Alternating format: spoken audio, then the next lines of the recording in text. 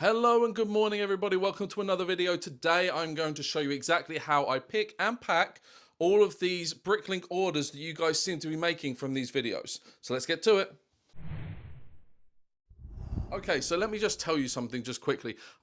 Give me 60 seconds. Fully aware that my monotone voice is not what you want to hear and it's a bit boring me just staring into this camera. But I want to tell you something that I believe is incredibly important, and that's why I've decided to make this video. So I have a particular place where I like to go and buy my vintage Lego sets, and I have two places where I buy my vintage Lego parts. And I only go to those places. They aren't the cheapest, and they take a little bit longer to ship, but the reason why I go there is because I know for a fact that all the parts are in fantastic condition, and I know that the instruction manuals that they send with the vintage sets are in brilliant condition, and I know that everything's handled with care. So we were talking the other day, and this is kind of the marketing phrase that we've come up with, and it sounds a little bit corny, and I'm sorry, it really does sound corny and cheesy, but it is true, and this is why I want to get to you guys.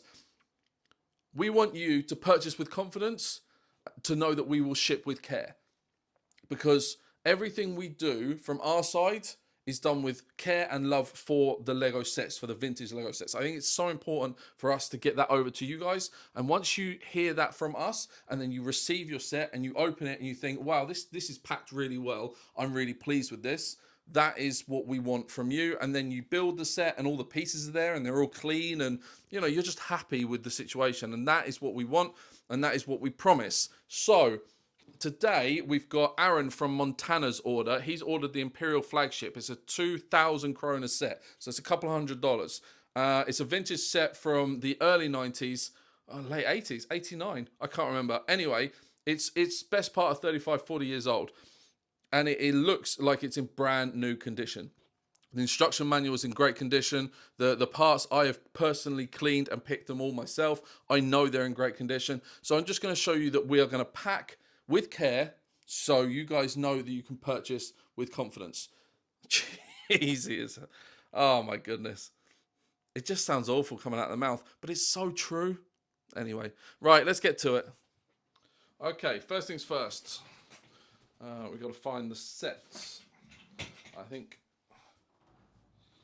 move that out of the way. Boxes out of the way. Now, I'm pretty sure the large ones are in the bottom here. Oh, these are, oh, this is look at this vintage Ferrari. This is actually brand new in box. This is not opened. I don't know if anybody's seen this old Ferrari F1 car from the racist theme, but yeah, I built one before, and then I had a chance to purchase one new in box, and I thought, do you know what, that's worth keeping. It's about $500, $600 maybe. Ultimate Collector Series Batman. Oh, look what I found. Oh, tipper truck. That's part of his order. That's part of your order, Aaron. So right, down here, it's all the house sets. I quite like those. This set, this vintage Batman set, I'm going to get out one day and show you, but it has the best feature. If you know, you know, but this fella drops down there and turns into Batman. Absolute the best play feature that's ever been. So this is the flagship. That is clean. Close that up. So that's in one bag. Now what we're going to do is get it out. We're going to check all the parts. We're going to make sure everything's there, and then we're going to pack them all, not all parts individually, but all sections individually, and bubble wrap them and get them in a box. So let's do that. Now, the last time I saw all of these parts was several weeks ago now. I packed it all in myself, but I'm just, before I ship out, make sure we've got all the important bits. We've got all the sails, we've got the minifigs, we've got the cannons, we've got those two blue candle parts up there. They're worth 20 bucks a pop. We've got the flags, the rope, all that sort of thing. So I'm just making sure we have all the important bits, the stuff that you wouldn't have in your inventory, just in case a part has gone missing for some reason and you can still build. Now, the next part for me is to always make sure that the instruction manuals, and in this case, obviously the sales as well, are all waterproof and kept flat through shipping. So what I do is I just take some cardboard, cut it up nice and neat and flat, secure it, and then put it into a bag. Exactly the same for the instruction manual as well. I think it's just really important to, it's nearly as old as I am, and I need to make sure that it stays looking good through that shipping process. So as I say, we just cut the cardboard up, make sure it goes between, make sure none of the tape is going to touch the instruction manual or the sales for obvious reasons, and then it stays waterproof in the bag once we tape it all up. Now, once we've done all of that, we move on to the little tipper truck. All I'm doing there is making sure, exactly the same as last time, that the instruction manual is flat and secure in a plastic bag, and then we're ready to go. There we have it. Everything is checked, and the instruction manuals and the sales are protected not only in cardboard to keep them flat, but also in a bag for weatherproofing. So next is to get a box out, and we've got to get some bubble wrap out of that cupboard there. So let's do that. Boxes are over in that corner.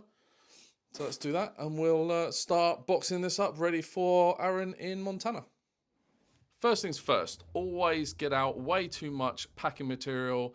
We definitely don't need all of this, but I never know how much to put in, so I always put in extra to make sure that it's all safe.